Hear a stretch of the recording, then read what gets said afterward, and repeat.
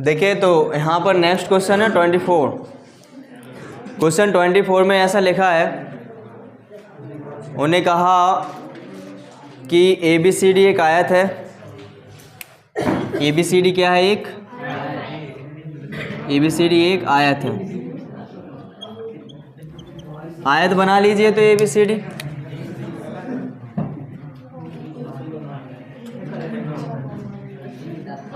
ये आयत बन गया है।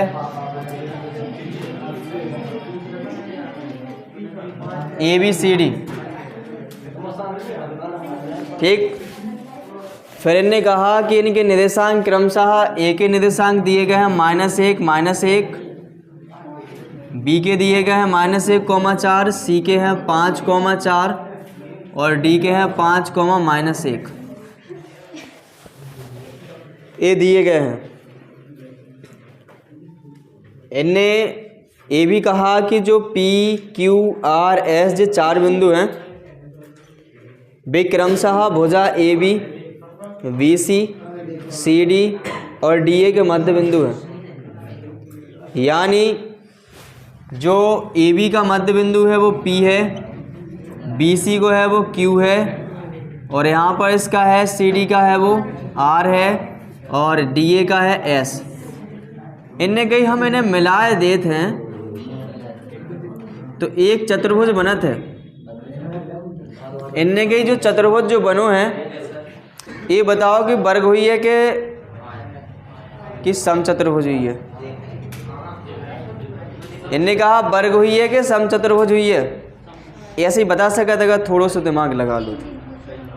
उनने वर्ग और समचतुर्भुज में से पूछी है। जो कहा है वो ABCD आयत, तो इनके विकर्ण देखो, एक तो जो लंब हुई है, जो छोटा हुई है, यानी विकर्ण बराबर तो नहीं हुई है। जब विकर्ण बराबर नहीं है तो वर्ग तो है ही नहीं, क्या होगा? समचतुर्भुज। ऐसे ही आगो, लेकिन हमें सिद्ध करना है दूरी के सूत्र का प्रयोग करके। तो यहाँ पर लिखते हैं, चूंकि PQRS भुजाओं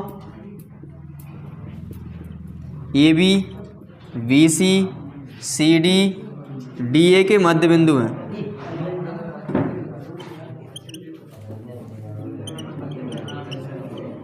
ओके,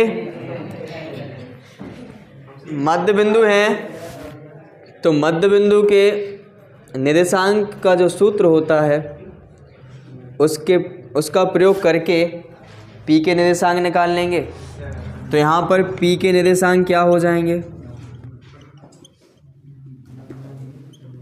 P के निर्देशांक हो जाएंगे, काय को मध्य बिंदु है जो AB को, तो इनको जोड़ के यहाँ दो करो -1 बटे 2, इनको जोड़ के यहाँ दो करो -1 + 4 बटे 2। -2 में 2 को भाग लगाओ -1 बने, ये तो 3 बटे 2 बने। यानी P के निर्देशांक आ गया 1, 3 बटे 2। मध्य बिंदु के निर्देशांक के सूत्र का प्रयोग करके अब निकाल रहे हैं किसके? Q के। Q के निर्देशांक आएंगे क्या? इनको ऐड करिए, -1 + 5 और आधो कर दो।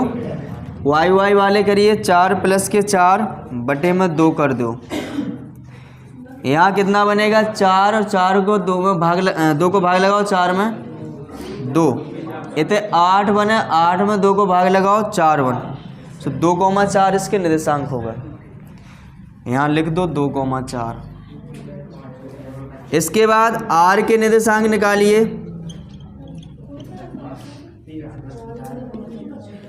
R के निर्देशांक निकालेंगे तो R CD का मध्य बिंदु है।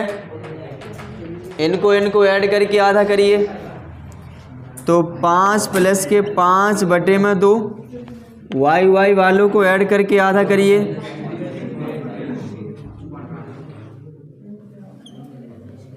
क्या बनेगा? यहाँ 10 में 2 को भाग लगाओ 5, इतने 3 बटे 2। तो इसके निर्देशांक क्या आ गया? 5, 3 बटे 2 आ गए इतने। यहाँ पर फिर निकालना हमें है एस के निर्देशांक।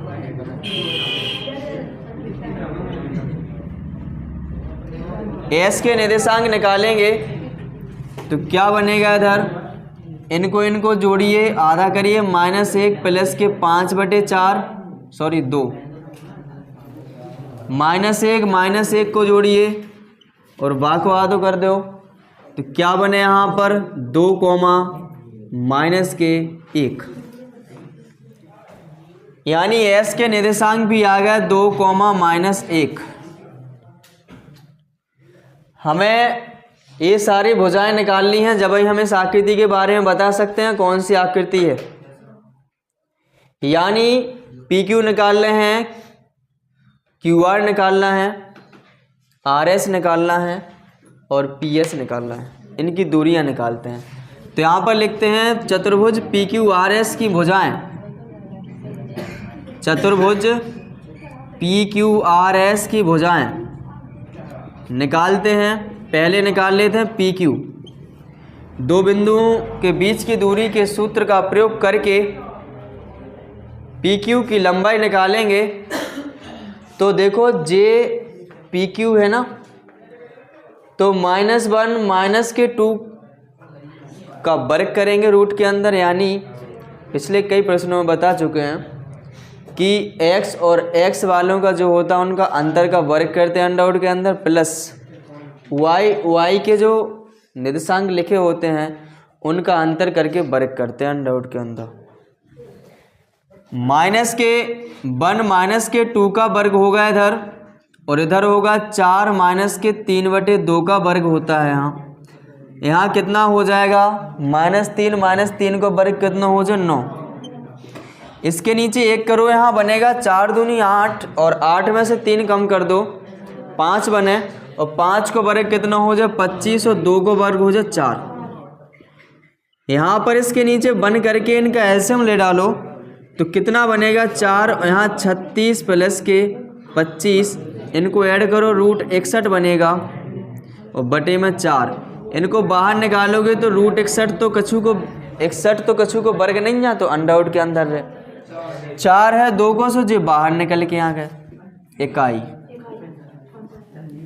ऐसे ही क्यू आर निकालते हैं। क्यू आर बराबर निकलेगा क्या, ध्यान दें था, क्यू आर बराबर क्या निकलेगा, इनका अंतर करिए, यानी कि 5 -2 को वर्ग प्लस के 4 -3/2 का वर्ग।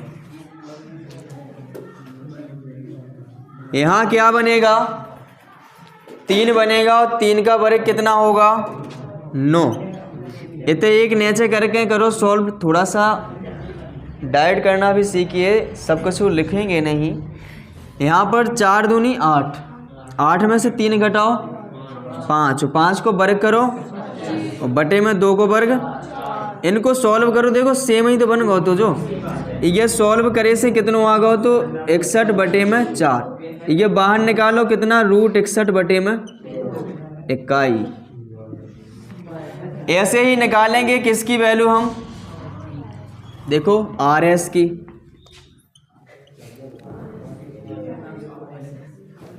आर एस की जो लंबाई निकलेगी वो क्या निकलेगी, देखो इनका अंतर करिए, 5 -2 का वर्ग प्लस -1 -3/2 का वर्ग।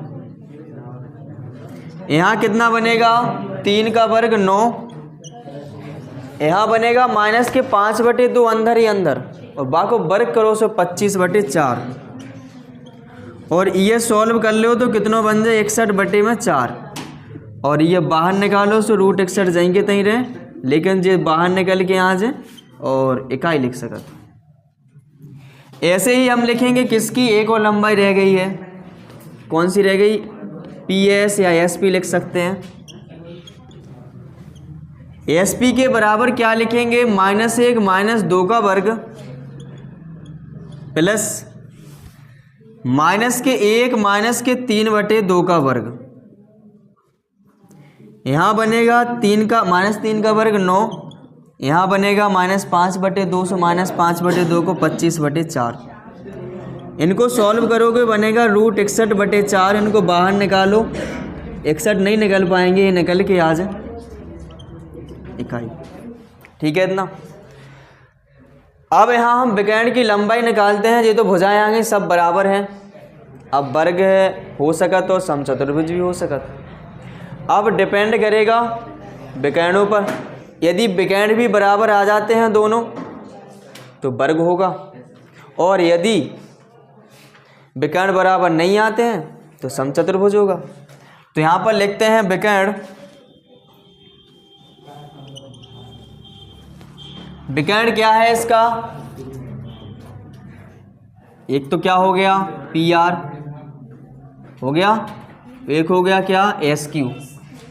तो PR बराबर क्या बनेगा, ऐसे ही देख लो, ये मध्य बिंदु इतने है, मध्य बिंदु इतने है, तो इनके बीच की जब लंबाई कितने का आई, हमें तो निकालेगी नहीं ना, लेकिन ऐसे ही पता चल जाए। देखो यहाँ पर जे सेम है दूसरों वालों कोऑर्डिनेट, तो ई में से जे घटा दो या इनके बीच को अंतर निकाल लो। ई में से जे घटाओगे तो कितना बनेगा, 6 बनेगा। 5 में से -1 घटाओ तो कितने बन जाए 6। तो इसकी लंबाई कितने का आ जाए 6। नहीं आ रही समझ में, कोई दिक्कत नहीं। देखो दो बिंदुओं के बीच की दूरी का सूत्र तो लगा सकत। सो करो 5 और इनको अंतर करने से -1 और 5 का वर्ग करो प्लस 3/2 -3/2 को वर्ग करो, तो यहाँ कितना बनेगा 36, और इतना जो 0 बने 36 में बाहर निकालो 6 ही बने, PR आया अभी 6। ऐसे ही हमें निकालना है किसकी वैल्यू, SQ की। तो पहले इतना लिख लो, फिर इसके बाद जगह मिलेगी जैसे ही आगे बढ़ेंगे, है ना, क्योंकि जगह मिलेगी आगे बढ़ेंगे। उतारिए पहले।